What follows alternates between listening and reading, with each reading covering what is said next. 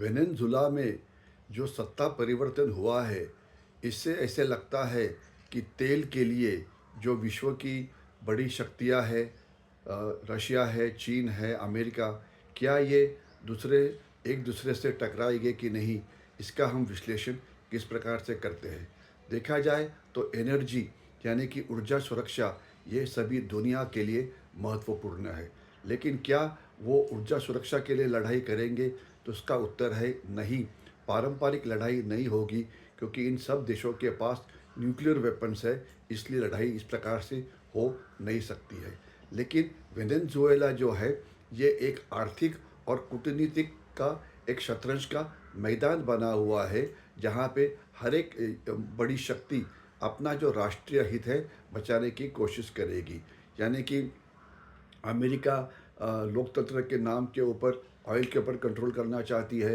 रूस और चाइना है, उनका यहाँ पे बहुत सारा निवेश है, तो इसलिए वो इकोनॉमिक का नुकसान आपका कम कराना चाहते हैं।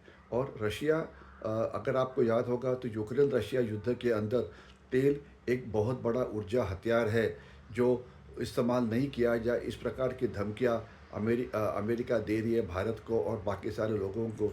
तो इसलिए ऊर्जा एक हथियार है, इसमें कोई डाउट नहीं है।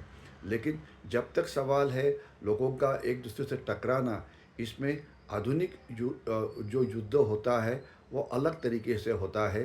ये युद्ध युद्ध मतलब बॉम्ब के साथ, बंदूकों के साथ, टैंक्स के साथ, एयरक्राफ्ट के साथ युद्ध नहीं होगा, बल्कि ये युद्ध होगा इकोनॉमिक सैंक्शंस का, यानी कि आर्थिक प्रतिबंध का।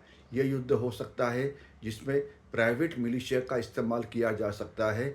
जैसे रशिया प्राइवेट मिलिशिया माफ़ करिए, इस्तेमाल करता है वैगनर ग्रुप अफ्रीका के अंदर और काफ़ी जगह के ऊपर। ये तीसरा प्रकार का जो युद्ध हो सकता है वो है समुद्र के अंदर नाकेबंदी। आपको याद है कुछ देर पहले एक धमकी मिली थी कि जो गल्फ़ ऑफ हॉर्मूज़ है, जहाँ से 40% तेल बाहर आता है सऊदी अरेबिया का, उससे बंद कर देंगे। तो इस प्रकार की धमकियाँ दी जा सकती है। और इसके अंदर सबसे ज़्यादा प्रॉब्लम चाइना के हो सकता है।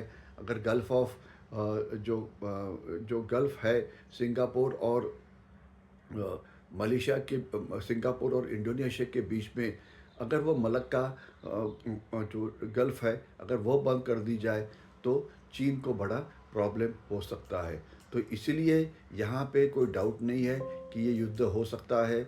लेकिन ये युद्ध पारंपरिक युद्ध नहीं होगा, बल्कि ये युद्ध होगा प्राइवेट मिलिशिया का, समुद्र नाकेबंदी का, आर्थिक युद्ध का होगा, क्रिटिकल मिनरल्स एक दूसरे की जो है इससे बंद करने का युद्ध होगा। मतलब अलग अलग प्रकार से डायरेक्टली युद्ध लड़ने के बदले प्रॉक्सी गुटों का इस्तेमाल किया जाएगा, आर्थिक मदद का इस्तेमाल किया जाएगा, शतरंज की लड़ाई इस प्रकार से खेली जाएगी, डिप्लोमेसी का इस्तेमाल किया जाएगा।